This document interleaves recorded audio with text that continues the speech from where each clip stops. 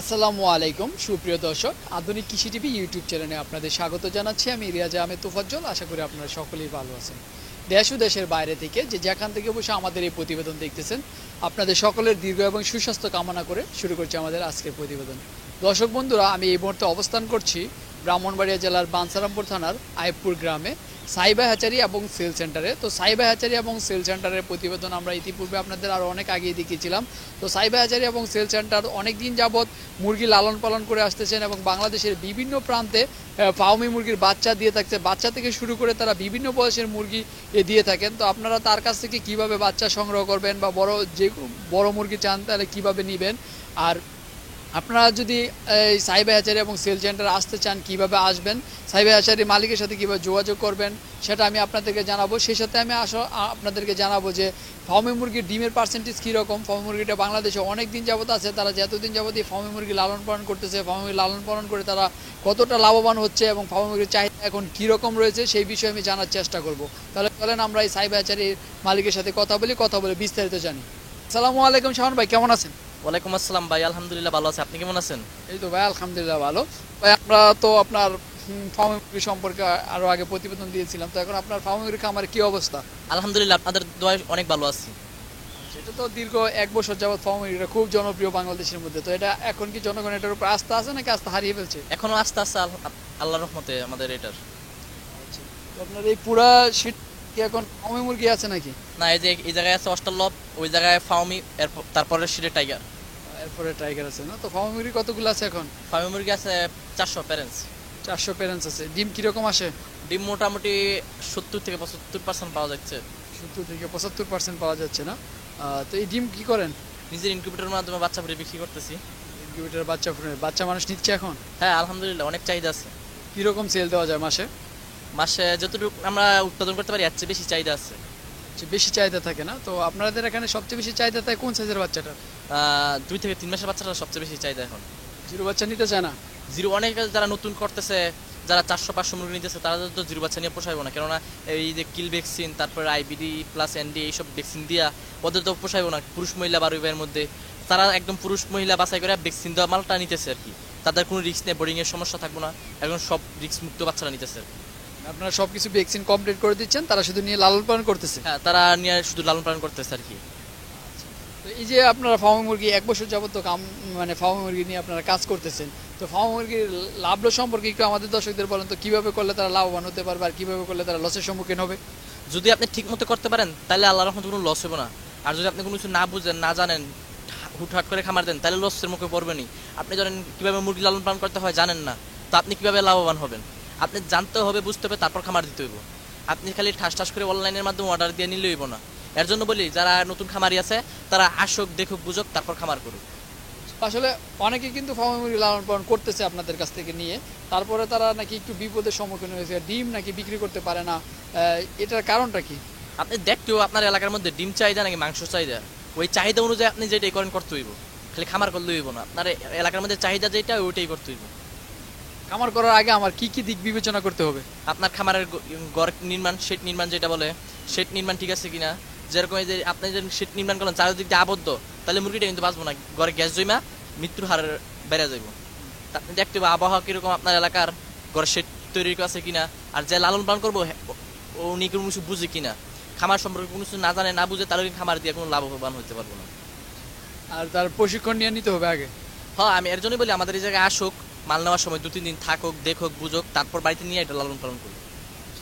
ডিমগুলো যদি বিক্রি না করতে পারে তখন ডিমগুলো আপনারা সংগ্রহ করেন? হ্যাঁ, ওরা যদি 2-3 দিনের মধ্যে 3 দিনের ডিম যদি একসাথে মিলিয়ে আমাদের এখানে দেওয়া যায়, তাহলে আমরা সংগ্রহ করি, সমস্যা নেই।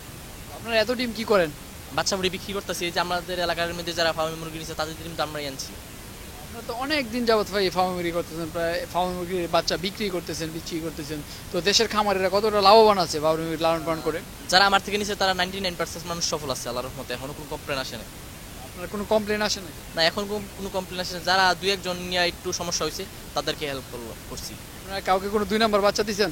এরকম প্রমাণ করতে পারলে খামারের কথা পাইছে যা বাড়িয়ে যাবো, যদি এরকম প্রমাণ করতে পারে। আপনি কোনো 2 নাম্বার বাচ্চা দেন না? না, যদি এরকম কেউ আইসা প্রমাণ করতে পারে আমি 2 নাম্বার বাচ্চা দিচ্ছি, তাহলে খামার ছেড়ে দেবো ভাই, আর কোনদিন খামারের ব্যবসা করবো না। এরকম হয় যে আপনাদের কাস্টমার আপনার কাছ থেকে মাল নেওয়ার পরে আপনারা ফোন দিচ্ছে, আপনারা ফোন রিসিভ করেন না? এরকম কমপ্লেন আমার দেখাতে পারবো না, কেননা 100% আমি ফোন ধরে থাকি, কেননা একটা ফোনও ছাড়ি না। এবার কাস্টমার হোক যাই হোক, একটা ফোনও ছাড়ি না। আপনি সম্পূর্ণ ফোন ধরেন? হ্যাঁ। যদি কেউ পরামর্শ নিতে চায়, ওষুধ নিল, ওষুধ কিভাবে দিতে হয় বা ভ্যাকসিন কিভাবে দিতে হয়, সেই পরামর্শগুলো কি আপনি দিয়ে থাকেন বা দিতে পারেন? হ্যাঁ, পরামর্শ দিয়ে থাকি, সমস্যা নেই। অনেকেই তো আমার থেকে মাল নেয় না, আমার নতুন থেকে মাল নিছে, এই সমস্যা ওই সমস্যা, তো একটু জানার জন্য ফোন দিছে। তো ওদেরকে বললো তো আমার কোনো লস নেই, আমার যারা যদি ওদের কোনো একটু উপকার হয় তো আমার কি সমস্যা। মানে আপনার সার্বক্ষণিক পাওয়া যায়? হ্যাঁ, 100% পাবেন আপনার এখানে। আপনার এই ওষুধ ভ্যাকসিনগুলো এগুলো সংগ্রহ করেন কোথা থেকে? আমরা সরাসরি ওষুধের কোম্পানি থেকে ডিলার, সরকারি হ্যাচারি সরকারি কোম্পানি থেকে, মানে সরকারি হসপিটাল থেকে নেন না? সরকারি হসপিটাল থেকে 150টা মুরগির জন্য নেওয়া যায়, কিন্তু আপনি 5,000 7,000 8,000 এরকম মুরগি পালন, সরকারি এত দিব না। আপনি 50টা অথবা 100 হলে দিতে পারে সরকার, কিন্তু এর চেয়ে বেশি তো দেওয়ার সাধ্য নাই। এগুলো আপনারা কোম্পানি থেকে সংগ্রহ করেন? হ্যাঁ, আমরা কোম্পানি থেকে সংগ্রহ করি। তো আপনারা এই যে ডিম পাড়ার জন্য ফার্মে মুরগির খাবারটা কোন খাবারটা দেন? যেটা ডিম পারে, যেটা প্যারেন্টস আছে ওইগুলা লেয়ার ওয়ান দিই। লেয়ার লেয়ার ওয়ান দেন? কি প্রথম থেকে একবারে? না না, 4.5 মাস পর্যন্ত সোনালি গোয়ার দিই। সোনালি আর কি 1.5 মাস পর্যন্ত সোনালি স্টার্টার, তারপর থেকে সোনালি গোয়ার, আর 4.5 মাস পর থেকে লেয়ার ওয়ান। জিরো বাচ্চাটারে কি দেন? জিরো বাচ্চারে খাওয়াচ্ছি সোনালি স্টার্টার। সোনালি স্টার্টার লেয়ার খাওয়ান না? না, লেয়ার ব্রয়লার খাওয়ান না? না, ব্রয়লার খাওয়ালে তো বাচ্চার মধ্যে চর্বি জমে দেবো, তারপরে বাচ্চা প্যারেন্টসের ডিম কম পারবে। অনেকে তো দেখি ব্রয়লারের সাথে মানে সোনালি স্টার্টার মিক্স করে প্রথম দেয়। না না, ওইটা ঠিক না, কেননা চর্বি হয়ে গেলে যদি ফার্স্টেতেই চর্বি হয়ে যায় তাহলে তো এটা ডিম পাড়া খুব আশঙ্কা দেখা যায়। এই যে চর্বি না জমার জন্য আপনারা এই যে সোনালি স্টার্টাস খাবারটা ছোটবেলা দেন, পরে সোনালি গোয়ার দেন, পরে লেয়ার লেয়ার দেন? হ্যাঁ। এখন আপনার এখানে ফার্মে মুরগির বাচ্চা মানে কতগুলো আছে? আমার এখানে ফার্মি মুরগির বাচ্চা আছে 1 দিন থেকে 3 মাস পর্যন্ত 4,500। একদিন থেকে 3 মাস তো 4,500। কোন বয়সের কতগুলো আছে? আজকে হেচারিং ছিল, আজকে বাচ্চা নামছে 2100। হ্যাঁ, 1000 আছে, তারপরে লেগিয়া 3 মাসের, আর 3 মাসের 3 মাসের আছে 450, আর বাকিগুলা 15 দিনের, 1 মাসের, 1.5 মাসের, এরকম ভাবে আছে আর কি। তো আসলে আপনারা প্রথম থেকে বলে আসছিলেন যে মুরগির বাজারটা উঠানামা করে। আসলে 0 দিন থেকে 3 মাস বয়স পর্যন্ত বাচ্চার মানে কোন বয়সের বাচ্চাটা কোন সময় কোন রেটটা থাকে? এটা চাহিদার উপর নির্ভর করে আর কি, পাপকটা চাহিদার উপর নির্ভর করে আর কি, কোন সময় যেই চাহিদার উপর নির্ভর করে, যেই সময় যেই চাহিদা থাকে এরকম দিই আর কি আমরা। আচ্ছা, এই যে আপনারা যে মানে ফার্ম মুরগির বাচ্চা বিক্রি করেন এবং প্রাপ্তবয়স্ক বিক্রি করেন, আপনারা কতদিন থেকে কতদিন বয়সের পর্যন্ত বিক্রি করে থাকেন? আমরা 1 দিন থেকে অ্যাডাল্ট পর্যন্ত বিক্রি করি। ডিম পাড়া পর্যন্ত একসময়? হ্যাঁ, 1 দিন থেকে এই ডিম পাড়া পর্যন্ত বিক্রি করি। দামটা কিভাবে নির্ধারণ করেন? আপনি কি রকম প্রাইস থাকে? এক এক সময় এক এক রেট থাকে, কেননা এখন আছে, এখন মোটামুটি আয়ত্তের ভিতরে আছে রেট, অনেকই কম, আগের থেকে অনেক কম রেট আছে এখন। আগে থেকে অনেক কম আছে? আগের থেকে অনেক রেট কম। যে আপনারা যে বাচ্চাগুলো মানে দূরে বিক্রি করেন, তো তাদেরকে কি দিয়ে দেন? মানে জিরো বাচ্চাটা কিভাবে দেন আর বড়টা কিভাবে দেন? জিরো বাচ্চাটা আমার এই জিরো বাচ্চার জন্য এক ধরনের জুড়ি আছে, কালো জুড়ি, যে গুল, ওইটার মধ্যে দিই আমরা জিরো বাচ্চাগুলা। আর যারা বড় মাল নেয় তার ক্যারেট আছে, ফলের ক্যারেটগুলো, এই ক্যারেটগুলো দিয়ে দিই।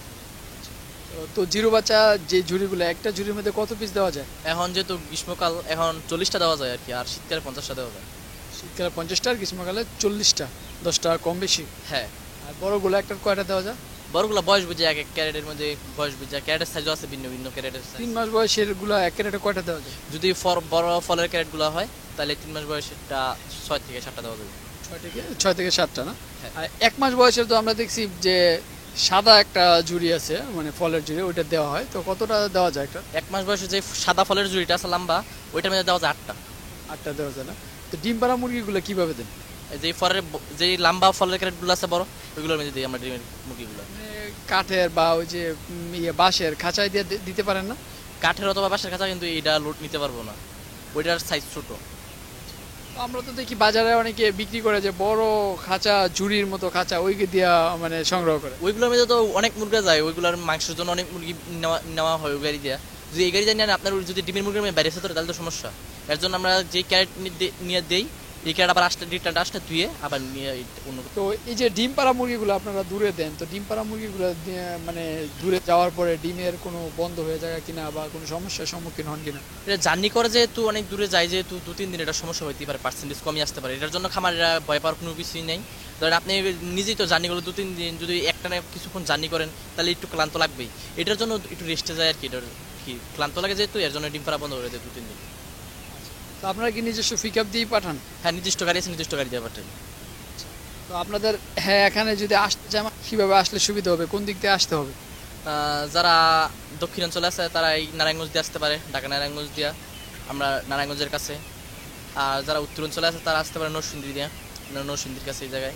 আমরা এরকম একটা সেন্টার পড়ছি যা পুরো বাংলাদেশের মাঝে, এই কোনো দিক এক সাইডে পড়ছি, আমরা পড়ছি পুরো মাঝে, যে দিক থেকে আসুক না এর আমরা সুবিধা আছে। তো আপনার এই ফার্ম মুরগি নিয়ে ভবিষ্যতে আর কি পরিকল্পনা আছে? এটা আরো অনেক দূরে এগিয়ে নিয়ে যাওয়ার চেষ্টা আছে। আরো অনেক দূরে এগিয়ে নেবেন? হ্যাঁ। আচ্ছা ঠিক আছে শাওন ভাই, ভালো থাকবেন, আসসালামু আলাইকুম। ওয়ালাইকুম আসসালাম, আপনি ভালো থাকবেন।